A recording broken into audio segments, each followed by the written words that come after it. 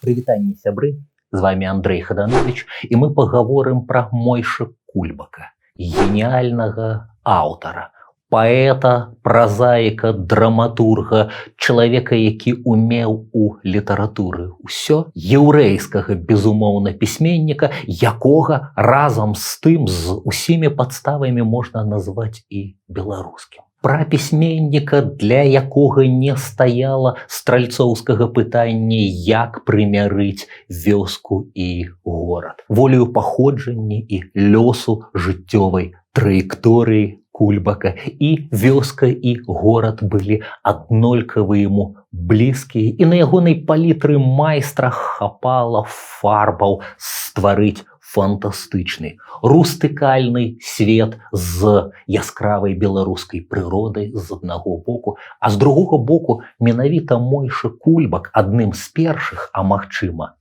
першым у міжваеннай літаратуры, у літаратуры 30-х гадоў стварыў яскравы гарадскі раман.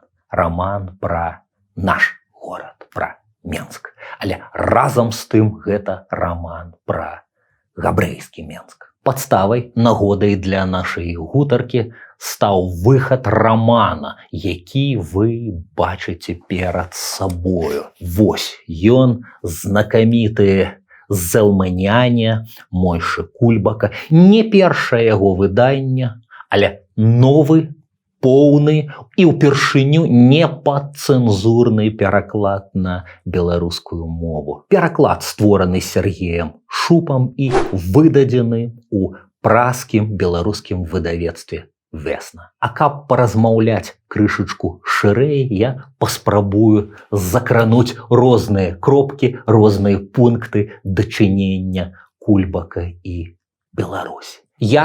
Якім чынам, у якіх жанрах наша краіна аукалася ў блізкага Беларусі яўрэйскага літаратара. Запрашаю у фантастычны мадэрнісцкі свет паэта і празаіка, магчыма, самага вядомага ў першай палове 20-го стагоддзя ў свеце аўтара, які нарадзіўся ў Беларусі, які пражыў у Беларусі ладную частку свайго жыцця і які забіты ў трагічную ноч расстрылянай паэзіі лёг у невядомую магілу ў беларускай зямлі. Гаворым пра рэчы фантастычна цікавыя і адначасова надзвычай важныя, таму не шкадуйце сваіх лайкаў і не саромцеся дзяліцца гэтым відэо з аднадумцамі. Запрашаю.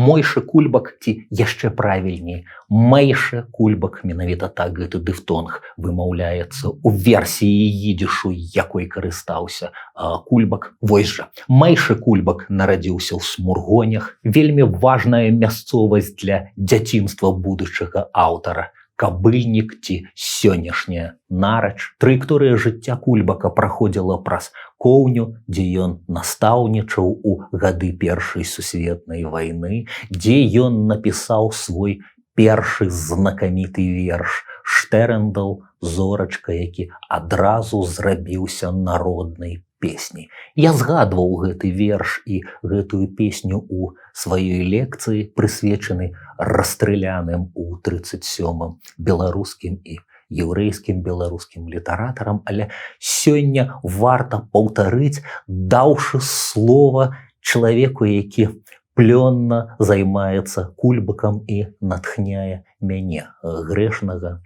Слова Сергею Шупу, які ведае їдыш, які зрабіў даслоўны празаізаваны пераклад усіх кульбакаўскіх вершаў, і які, як знаўца, заўсёды можа прачытаць Кульбака ў арыгінале. Штэрэндал. Штэрэндал, штэрэндал, блоер штафетele. Wer mir aschliechel, fall in mei Städtele. Sen Wester Gessele, noch dem Agribele, dorten gefieren sich mein Chorwe Stiebele. Elend allein bei der finstere Scheibele, sitzt doch vertreuert und deiget mein Weibele. Drehst dir, du Sterndl, leicht dir in Stube rein, sog ihr, der Eberster wird sich merachem sein. Frag, was macht Jankele, Leze und Rivele, sog sie ich wein und ich kusch sehr Brivele. Bete ich, als Jankelen soll mit nicht jalven, geben in Cheder genug ihm zu baleven. Soll er sich auslernen, kadisch, wie's darf zu sein, öfter, man weiß nicht, nur Gott wird Merachem sein. А пераклад гучыць так. Зорачка, зорачка, добрый мой веснічак, ты прыляці да старых нашых веснічак. Там у мястэчку ёсць вузкая вуліца, убогая хата на вуліцы туліца. Там ля акна моя жоначка бедная плача. Суцеш яе зорка ўсё ведная, ты ёй шыпні, што наладзяцца справы. Усё будзе добра, бо Господ ласкавы, слоўца пра Янкеля, Леечку, Рывачку. Хай мне напішуць яшчэ, хоць паўрывачку, ліст пацалую, а ты мне яшчэ дары. Янкеля хай не лянуецца ў хедары, вывучыць кадыш, бо лёс незабавы. Можа, хто ведае, Господ ласкавы.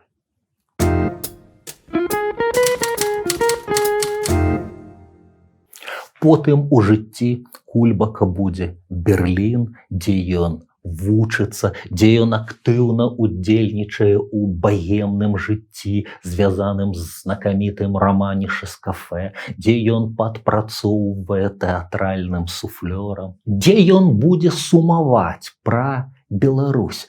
Можа, і меў рацыю аўтар радкоў, каб любіць Беларусь нашу мілую, трэба у розных краях пабываць. З берлінскай перспектывы Кульбак вельмі моцна ностальгуе па Беларусі, але ні разу не згадае берлінскіх рэаліяў. Потым, вярнуўшыся ў Беларусь, ён будзе згадваць Берлін і створыць цудоўную аўтабіяграфічную паэму «Дзейсненскі Чайльд Гарольд», падзеі якой адбываюцца якраз у Берліне. Каб вярнуцца з Берліна ў Вільню, Кульбак мусіў атрымаць у польскім кансуляце пашпарт, які задаў неабыякую загадку ягоным біёграфам і даследчыкам. У пашпарце пададзены неправільны год нараджэння Кульбака. Кульбак нарадзіўся ў 1896, дарэчы, 25 сакавіка, і так пададзена ў пашпарце. Дата, якая мусіць радаваць сэрцы беларусаў, а вось год пададзены 1890. Кульбак састарыў сам сябе на 6 гадоў. Мудрыя даследчыкі гавораць, што так ён, напэўна, касіў ад тагачаснага войска, прыпісаўшы сабе ўжо не прызыўны век. Кульбак робіцца культавай постаццю у Вільні, хоць згодна з польскімі законамі ён не грамадзянін, не можа працаваць на поўную стаўку. Але ён выкладае ў габрэйскай гімназіі, вучні яго абажаюць, ён вельмі харызматычна праводзіць урокі літаратуры і вядзе заняткі тэатральнага гуртка. Менавіта ў Вільні у Кульбака выходзіць грунтоўны 4-томнік. Вільню ён апявае ў прыўкраснай аднайменнай паэме «Вільня», дзякуючы якой літоўцы, гэтаксама як і беларусы, лічаць Кульбака сваім. Менавіта ў Вільні Кульбак робіцца старшынём міжнароднага габрэйскага пэн-клубу не абы што. Нідзе, як у Вільні, Кульбака не будуць так насіць на руках, сведчаннем чаго яго развітальная вечарына ў 28-м годзе, у фолькстэатры, дзе набіваецца больш як 2000 публікі пры 500 з чымсьці прададзеных білетаў, дзе патрабуецца дапамога коннай паліцыі, каб уціхамірыць усе хваляванні. А потым ужо у неафіцыйнай частцы на банкеце Кульбак прамаўляе тост, дзе выказвае незадаволенасць віленскім асяроддзям. Выбар Кульбака, які не адчуў сябе да канца сваім, наўпрост кажучы, адчуў сябе чужаніцам у польскай Вільні, выбар Кульбака — савецкая Беларусь. Выбар фатальны, але ў пэўным сэнсе непазбежны. Даследчыкі разважаюць, што асаблівай альтэрнатывы ў Кульбака не было. Яўрэйскае асяроддзе ў Амерыцы, Нью-Йорк, цудоўна, але ненадоўга. Ужо дзеці яўрэйскіх перасяленцаў не будуць размаўляць на їдыш. Літва, але Кульбак папрацаваў у Коўні і, мабыць, не пытаў асаблівых ілюзій пра яе. Тагачасная Палестына, будучая дзяржава Ізраіль, але у Кульбака не склаўся раман з сіянізмам. Ён калісьці пачынаў пісаць на іўрыце, так як Колас пачынаў па-расійску, а Купала па-польску, але непазбежна перайшоў на родную мову, зрабіўшы мову сваёй штодзённасці фактам высокай літаратуры. У савецкую Беларусь Кульбака цягнула з некалькіх прычын. Там жыла ягоная шырэйшая сям'я, ягоны бацька, ягоныя браты, ягоная сестра. Менавіта там у Кульбака была патэнцыйная максімальная колькасць чытачоў, і ён мог жыць з літаратуры. Нагадваю, Беларусь адзіная краіна, ці дакладней рэспубліка, дзе родная мова Кульбака мова дзяржаўная. Їдыш – адна з 4 афіцыйных моваў БССР. І нарэшце нагадваю, што гэта яшчэ 20-е гады, хоць іх заканчэнне. Час яшчэ адносна вегетарыанскі. Калектывізацыя, індустрыялізацыя, культ асобы, сталінскія рэпрэсіі – усё гэта яшчэ наперадзе. Але 19 кастрычніка Кульбак сядае ў цягнік і прыблізна з 9 раніцы па 9 вечара з прыпынкамі ва ўсіх магчымых месцах пераязджае ў Менск, які сімвалічна сустракае яго холадна. Выпадае ранні снег. У газеце, это пасля віленскага ажыятажу, з'яўляюцца 3 сціплыя радочкі. Так і так прыехаў з Вільні пісьменнік Кульбак, будзе працаваць у БССР. Кропка. Кульбаку далі зразумець, што ён у Беларусі калі не суцэльны чужак, то не да канца свой. Ён папутчык, як тады называлі такіх кадраў. У Кульбака выходзяць у Беларусі кнігі. Кульбак інтэгруецца ў літаратурнае жыццё, уваходзіць у рэдкалегію Штэрна, працуе стыль-рэдактарам у габрэйскім аддзяленні Акадэміі навук Беларусі. Найверагодней жыве ў Омскім завулку 4, цяпер гэта вуліца Румянцава, зусім побач сімвалічна з сённяшнім домам літаратара. Варта б, каб дзесь тут была памятная дошка пра Кульбака, так як яна ёсць у Вільні на вуліцы Кармеліту 5. У доме, дзе некалькі гадоў да 28-га Кульбак жыве ў кватэры нумар 1. І зноў сімвалічнае супадзенне. Сёння у Вільні на Кармеліту 5 беларуская культурная прастора, пляцоўка, дзе могуць выступаць кульбаказнаўцы, перакладчыкі. Згаданы Сергей Шупа прачытаў бліскучую лекцыю пра Кульбака там. Аўтар гэтых словаў таксама чытаў лекцыю і чытаў свае пераклады Кульбака.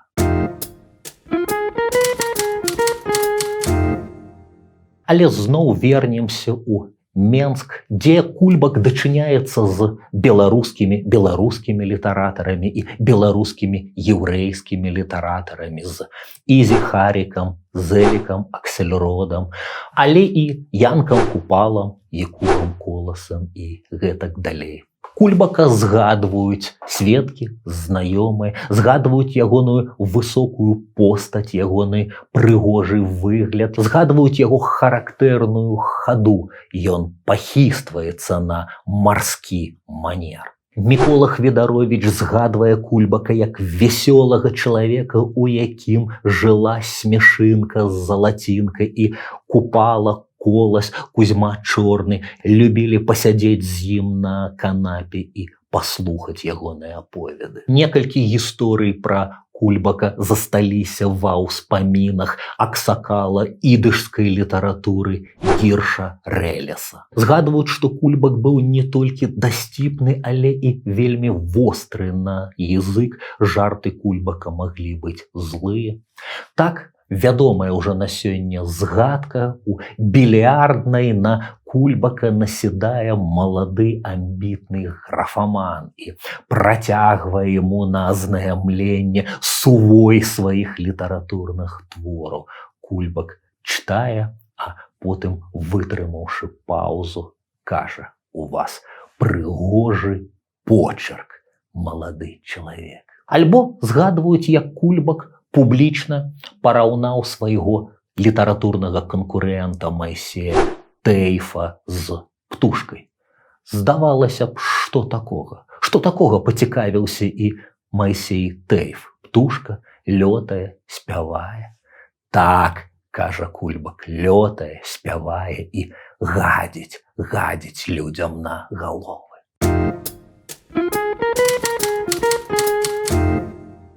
Пра Кульбака згадвалі як пра чалавека, які натхнёна, задуменна тварыў, і гэтую творчасць нельга было назваць проста пісаннем, таму што ён мог доўгі час праводзіць у нерухомасці на канапе, і тады жонка Кульбака, Зэлда ці Жэня Кульбак, нікога не пускала да яго, і ягоныя дзеці, старэйшы Эль, зусім маленькая Рая, ведалі, што тата твораць.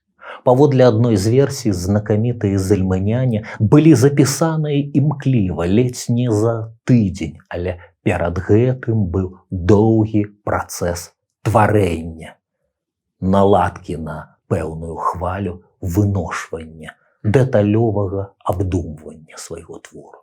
Ці так было насамрэч, невядома, але характэрна, што такія легенды ствараюцца менавіта пра Кульбака. Што дакладна вядома, тое, што зальманяне былі вынікам пэўнай сацыяльнай замовы. Індустрыялізацыя такі пачалася, пачынаюцца пяцігодкі, і ад пісьменнікаў таксама патрабуюць прагрэсіўнай працы.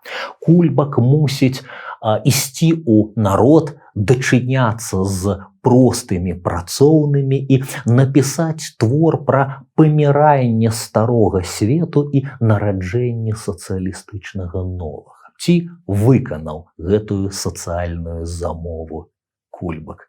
Мяркуйце самі, чытаючы зальманянаў. Раман складаецца з двух частак, першая з якіх напісаная ў 31 годзе, а другая ўжо ў 35-м. І часткі гэтыя адрозніваюцца па сваёй танальнасці. Раман апісвае радавое гнездо, калі можна так сказаць. Менскі двор, хоць, увага, горад Менск амаль не называецца па імені. Часам ён называецца Энскам, і, адпаведна, прыметнік Энскі, як у класікаў горад Эн. Рэп Залман ці Зэлмэле, памяншальная форма, і ягоны двор. Слова «двор» фігуравала ў назве на пачатковым этапе напісання. Але потым зэлманяне альбо зэлманцы, як з'явілася ў першым беларускім перакладзе рамана ў 1960-м аўтар Віталь Вольскі. Потым кніга была перавыдадзеная ў 2015-м у серыі «Мая беларуская кніга» выдавецтвам Папурі, і гэта наблізіла Кульбака да шырокага сучаснага беларускага чытача. З гэтага моманту у пэўным сэнсе пачынаецца кульбакаманія. Эстафетную палачку пераймае Сергей Шупа, спачатку друкуючы і ствараючы дзеля гэтага фактычна ў Празе разам з жонкай Веснай аднайменнае выдавецтва, выдае найперш у сваім перакладзе адзін з двух ранніх раманаў «Панядзелак», а потым і другі «Месія» з роду Ефраіма. А потым у выдавецтве Весна з'яўляецца двухтомнік паэтычнага Кульбака, у адным томе кульбак у арыгінале на ідыш з яўрэйскім пісьмом, а ў другім томе той жа ідыш у лацінскай транскрыпцыі з аднаго боку, а з другога беларускі літаратурны пераклад. Пераклад, паўтаруся, празаічны.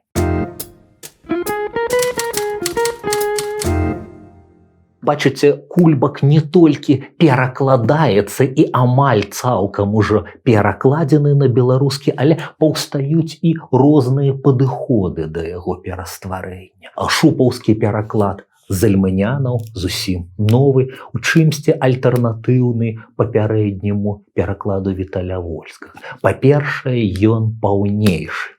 Той стары пераклад быў з рэдактурай і прадмовай адыёзнага дзеяча Кучара, дзе ён тлумачыў, што далёка не ўсё у кнізе дажыло да сучаснасці. Сучасны перакладчык падлічыў, што больш за 12% вылецела ці больш за 40 старонак вылецела з тэкста кульбака. Штосьці было выразана цэнзурай як непрыймальнае, ідэалагічна. Штосьці не спадабалася інтанацыйна, нельга смяяцца з пэўных сур'ёзных рэаліяў. Знікалі згадкі пра персоны, якія рабіліся ворагамі народу. Штось, мабыць, бянтэжыла рэдактара сваімі паэтызмамі. Штосьці нелагічнае, занадта метафарычнае, занадта сугестыўнае. Кульбак усё-ткі найперш паэт, і Зальманяне гэта найперш проза паэта. Цэлыя абзацы могуць паўтарацца ў кнізе як паэтычныя рэфрэны. Альбо рэдактара-цэнзара магло збянтэжыць нацыянальнае, этнічны і міжэтнічны каларыт. Вось як адзін з маладзейшых зэлманцаў, трэцяе пакаленне, калі лічыць ад Рэба Зэлмаля, Цалка Хвост вядзе даследаванне двара Зэлманян. Мяркуйце самі, ці магло такое прайсці цэнзуру. Зэлманянская заалогія. З жывых істот у рэбзадвары вядома 13. Конь, карова, каза, баран, кот, сабака, мыш, курыца, гусь, качка, індык, голуб, варона. Пра свінню не ведаюць наўмысна. Альбо погляд на народы і нацыянальнасць. У рэбзадвары ведаюць у асноўным толькі пра 3 народы. Рускіх, палякаў і сялянаў. Сябры беларусы, ці не пра нас вядзецца. Імёны іншых народаў блытаюцца ў мазгах са страшнай няпэўнасцю. Напрыклад, вельмі цяжка сказаць, якая розніца паміж графамі і французамі. У Зэлманяніна ў галаве зваленыя ў адну кучу. Князі, графы, немцы, французы, паны, англічане, каралі і гэтак далей. Ёсць яшчэ такі народ венгерцы. Гэта 2 чалавекі з аршынамі ў руках і з клункамі на плечах, якія гандлююць абрусамі. Гэты народ, на жаль, знік падчас вайны. Пра цыганоў у рэбзадвары ведаюць, але лічыцца, што гэта хутчэй занятак, а не народнасць. Ці ўдалося паўтару кульбаку выканаць сацыяльную замову і паказаць адыход, адміранне з старога свету? І так, і не. Вастрыязыкі аўтар, безумоўна, паказвае Зэлманянаў з гумарам, паказвае іх з пэўнай доляй абсурднасці, паказвае іх пэўную бездапаможнасць перад рэаліямі новага жыцця. Але з іншага боку ў гэтым смеху столькі любові, столькі цеплыні, што гэта, безумоўна, пазітыўныя персанажы. З іншага боку, надыход новага свету, сацыялістычнае будаўніцтва сустракаецца аўтарам ці не вастрэйшай іроніяй, чым любая яўрэйская старасветчына. Давайте прыгледзімся да некаторых зэлманянаў. Зэлманяне выпрацавалі на працягу пакаленняў свой уласны пах. Гэткі мяккі водар уляжалага сена, з нечым яшчэ. Бывае, едуць у вагоне людзі, бітком напхана, усе пазяхаюць, вітаючы халодны ранак, раптам нехта працірае вочы і пытаецца: «Будьце так ласкавы, вы не з Энску?» «Так, а ці не унук Рэп Зэлмалы?» «Так, унук Рэп Зэлмала». Чалавек хавае рукі ў рукавы і едзе далей. Гэта ён у сне адчуў пах Рэп Зэлмала, хоць ніхто ў горадзе над гэтым не задумваўся. Нікому і ў галаву не прыходзіць, што залмыняне маюць свой асобны пах. Або такое. Апрача звычак, уласцівых усёй сям'і, дзядзька Іця яшчэ выпрацаваў адну звычку асабіста для сябе. Ён чхае з крыкам. Ад яго чхання аднойчы суседка страціла прытомнасць. Усе ўзяліся прыдумваць розныя пляны, але ўрэшце цётка Малкеля сама дала сабе рады. Дзядзька Іця ў адпаведны момант хапаўся за нос і падаў тварам у ложак, а цётка Малкеля хуценька накрывала яго падушкай і сама клалася зверху. Або калі ёй не было калі, садзіла замест сябе некага з дзяцей. Там, пад падушкай, ён мог добра прачхацца і пасля, абтросшы пер'е, зноў сядаў за працу. Альбо пра дзяцей дзядзькі Фолі і ягонай жонкі. Калі яны падрасталі, выявілася яшчэ адна дзіўная незразумелая ўласцівасць. А менавіта, першае слова, якое яны вымаўлялі, прычым зусім выразна, было не тата і не мама, а нешта зусім пабочнае – яшчэ. Ім давалі лустачку хлеба з агурком, ці рэдзьку, ці талерачку шчаўя, а яны з'ядуць і крычаць: «Яшчэ!» А адно яе дзіця, Хоня, дык той аднойчы крычаў яшчэ пасля таго, як з'еў кавалак мыла. Вядома ж, яму не далі. Некаторыя вобразы вельмі і вельмі менскія. Не так шмат мы маем памятак пра родны горад амаль 100-гадовай даўніны, таму кожны радок кульбака на вагу золата. Беларускі убогі надвячорак нібы іграе на драўлянай свісцёлцы. Праз шыбы ліецца ў пакой сіне-ліловае ззянне, паўтарэнне якога можна ўбачыць толькі на даматканых сялянскіх хустках беларускіх вёсак. Альбо свіслач ледзь дыхае, з яе дна патыхае гнілымі дохлымі катамі. Вада зацягнута тонкай плеўкай, якая пераліваецца ўсімі колерамі вясёлкі. З другога боку, на пясчаных пагорках стаяць хаткі, абкружаныя малымі садочкамі. У садочках цвіце чырвоны мак. Насупраць, па мосце, праносіцца цягнік. Злева тырчаць высокія заводскія коміны, з якіх валяць чорныя клубы дыму. А вось у другой частцы 35-го году якраз пачынаецца развітанне з светам, які адыходзіць. Памёр апошні кравец. Апошні яўрэйскі кравец з бародкай, тонкімі усмешлівымі бровамі і высахлымі пальцамі. Памёр босы бульбаед і вялікі дзетароб, які множыўся як трава, так што з аднаго краўца рабілася як найменей 2. Памёр вясёлы чалавек, які за міскай шчаўя спяваў пра вялікае шчасце на свеце. Памёр апошні кравец, і разам з ім крамка зінгераўскіх машын і высокая польская панна, якая сядзела там ля рассветленага акна, і памёр агент зінгераўскіх машын, эсэр з бялявай бародкай, філосаф і жартаўнік, які кожны суботні вечар граў перад усім мястэчкам п'есы «Браты Лур'е» і «Сям'я Цві».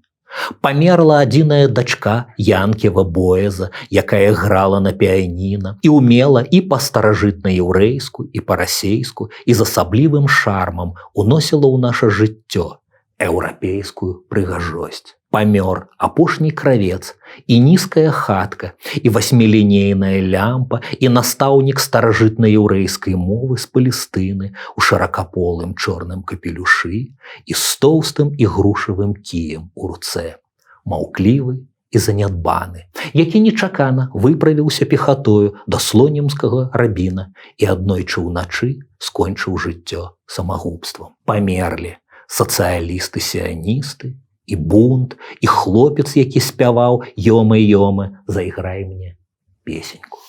А вось урачыстая савецкая дэманстрацыя з прыходам новых гаспадароў жыцця, якія будуць дыктаваць новыя рэаліі. Як ставяцца да іх дзядзькі-залмыняне? А ставяцца вельмі па-рознаму. Два браты, дядька Зіся і дядька Іця. Адзін дае сябе захапіць святочна-рэвалюцыйнаму энтузіязму, але адразу і сарамліва спахопліваецца. Што гэта я? Такой буры галасоў дядька Зіся яшчэ ніколі не чуў.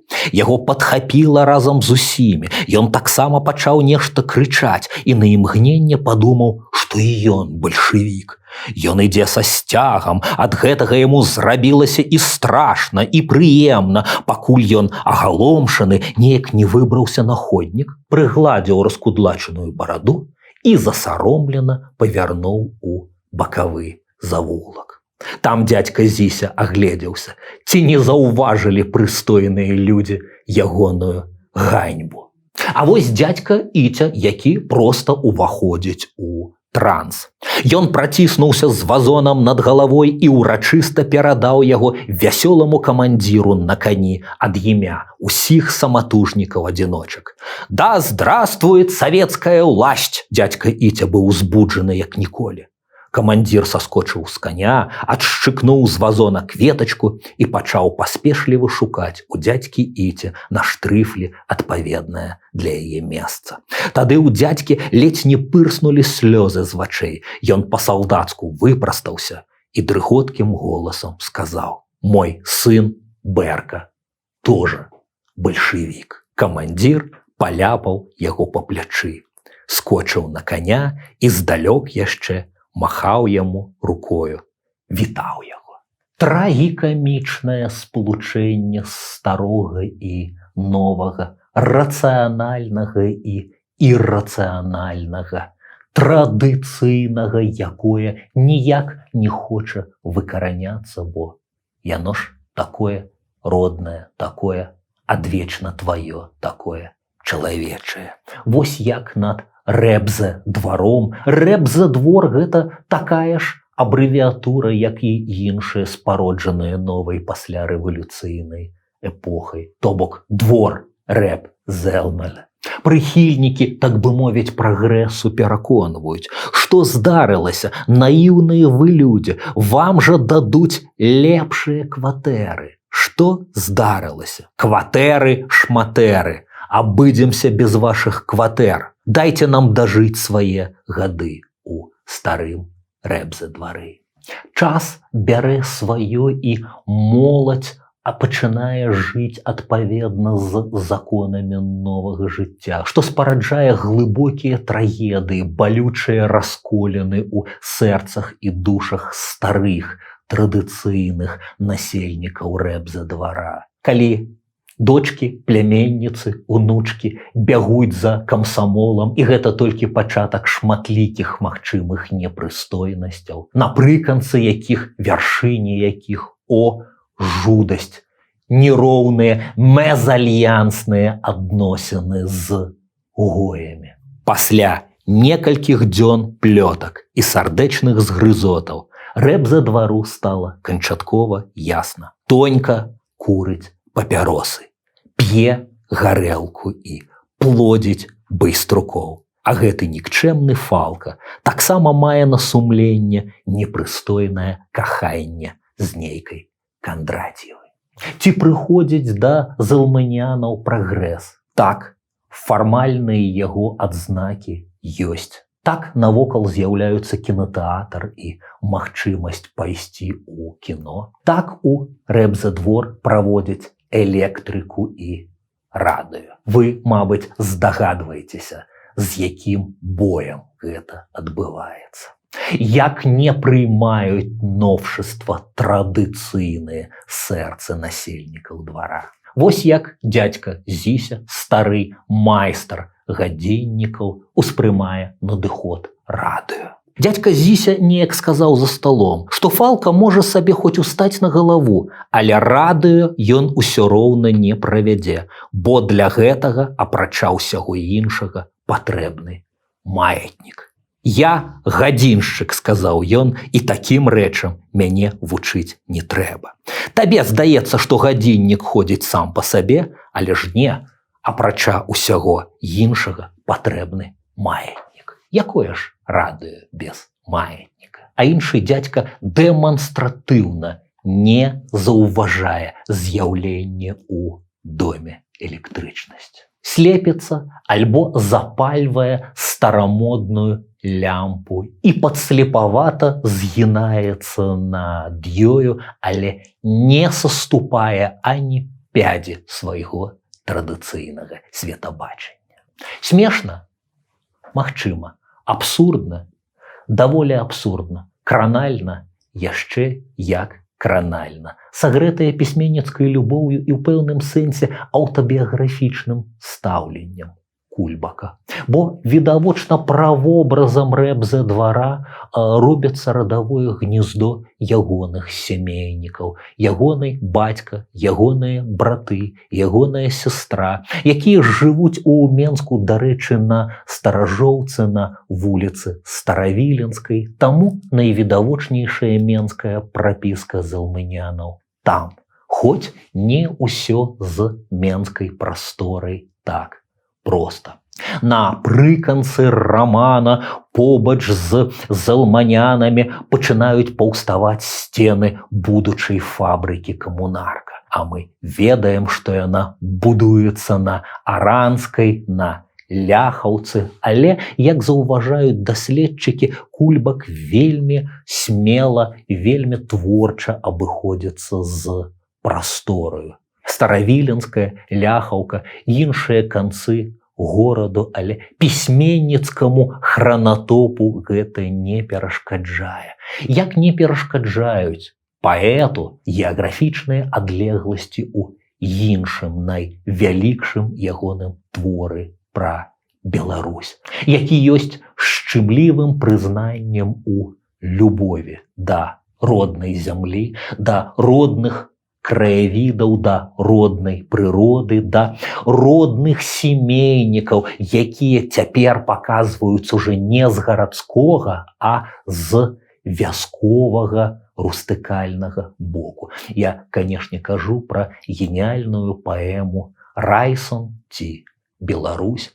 Паэма, прататыпамі герояў якой таксама ёсць сям'я Кульбака. Усе яны здаравенныя волаты, усе яны нетыповыя, не стэрэатыпныя еўрэі, усе яны знаёмыя з простай мужнай працай на зямлі, яны плытагоны, яны касцы, яны рыбакі, яны пастухі, яны здаравікі, якія пастаяць за сябе, яны зухаватыя, а па-затым іх проста шмат, і усе разам яны вялікая магутная сіла. Так Кульбак, будучы ў Берліне, вернуўся да таго, з чаго пачынаў, і, ностальгуючы па радзіме, стварае ліраэпічную паэму, паэму з 12 частак, паэму сямейную сагу,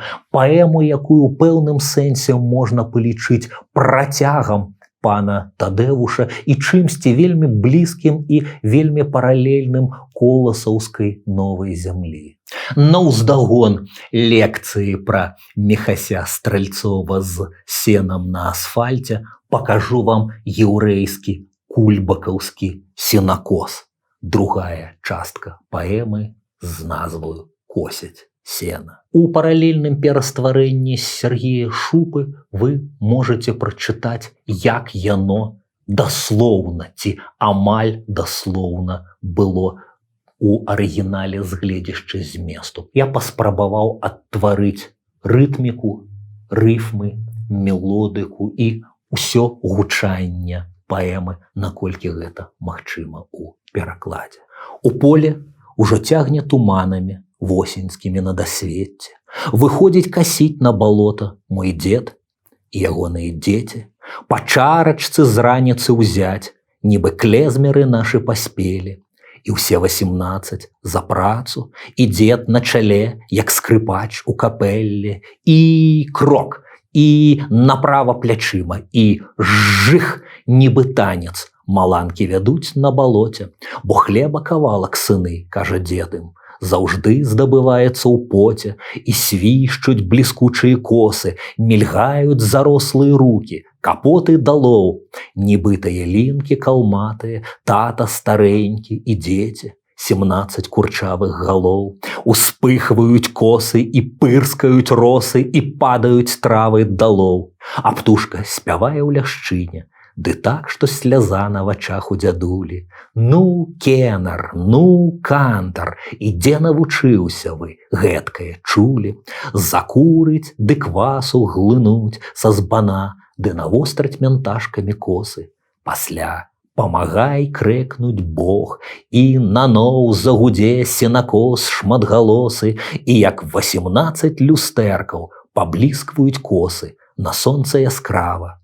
І спраўна згінаюцца рукі, і лыткі працуюць, і плечы адводзяцца ўправа, а потым заход, пазалоціць ім косы, бо вечар нарэшце настане, і Хеўра усміхнецца, чакае бабуля даўно з селядцамі, з блінцамі ў сметане. І ўсе апранаюць капоты і крочаць дадому з касой на плячы, і слухаючы перапёлак, як рыбы маўчаць уначы. Я казаў вам пра магічную рамантычную прастору Кульбака, дзе смела парушаюцца геаграфічныя адлегласці, дзе возера Нарач і рака Нёман дзесьці блізка адно аднога, дзе падзеі адбываюцца на той частцы Ідзішленду, якая называецца Райсан, але межы з суседнім абшарам Літва празрыстыя і гнуткія. Таму героі Райсан могуць гнаць платы па вялі ў Нёман, то бок па Літве і далей ажно ў Прусы. Таму самае кароткае, магчыма, самае лірычнае, з іншага боку, міфалагічна-магічная частка Райсан, Віля і Нёман. Аўтар цудоўна ведае, дзе зліваецца Нярыс і Нямунас на тэрыторыі сучаснага Каўнаса, але кульбакаўская паэзія мае свае законы. У ноч, калі месяц з нябёсаў, як срэбная зліва, з'яўляецца з Нёмана постаць літоўскага воя, а побач з Вяллі выплывае дзяўчына шчасліва, вейкі даўгія, а кудзеры зблытаны з мокрай травою. Крочыць нясмела, ды больш не хаваецца ў хвалі, і Нёман імкне на пярэймы абняць яе цела тугое, цалуе ў зялёныя вочы, што шчасцем блішчаць і тугою, а потым адносіць на дно у крышталёвыя сінія залі.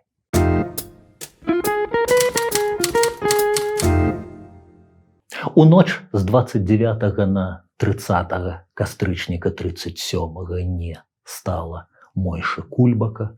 Праз невялікі час была арыштаваная ягоная жонка Женя Зэлды, сасланая на 8 гадоў у так званы Алжыр, акмалінскі лагер жонак здраднікаў радзімы. Не перажыў Халакоста, загінуў у ім старэйшы сын Эль, толькі цудам уратавалася малодшая дачка Рая, якая цяпер жыве ў Ізраілі, якая, з'язджаючы туды, як найбольшыя каштоўнасці вывозіла кнігі свайго бацькі, а сёння з радасцю сочыць і сустракае кожны новы беларускі пераклад Кульбака. Бо з аднаго боку такая далёкая, здавалася б, і экзатычная, непразрыстая для славянскага сённяшняга вуха мова їдиш, мови, якої амаль не засталося, а з іншого боку не было у нас суседзяў і паплечнікаў бліжэйшых, чым еўрэі беларускага ідзішленду. І Мойша Кульбак, безумоўна, наш, і мы найбліжэйшыя нашчадкі, якія мусяць ведаць пра пісьменніка і ягоную культуру, якія мусяць скарыстацца з прыемнасцю чытаць прыўкрасную літаратуру ў сучасных беларускіх перакладах. Паглядзіце, калі ласка, на спасылкі пад гэтым відэо. Спасылкі, па якіх можна пачытаць па-беларуску тэксты Кульбака, набыць новыя выданні ягоных кніжак. Не палянуйцеся, зрабіце гэта. Кожны новы пераклад і кожны ўсплёск нашага інтарэсу да нашай, фактычна, міжваеннай літаратуры – гэта крок супрацьдзеяння культурнай каланізацыі Беларусі. Чаму так кажу? Бо помню старую формулу, чым Еўропа адрозніваецца ад сваёй усходняй суседкі. Еўропа – гэта максімум разнастайнасці на мінімуме тэрыторыі. Наш усходні агрэсіўны сусед спрабуе зрабіць даслоўна супрацьлеглае. Баронім сваю культурную памяць і культурную разнастайнасць. Хвала нашым аўтарам і перакладчыкам, і жыве Беларусь!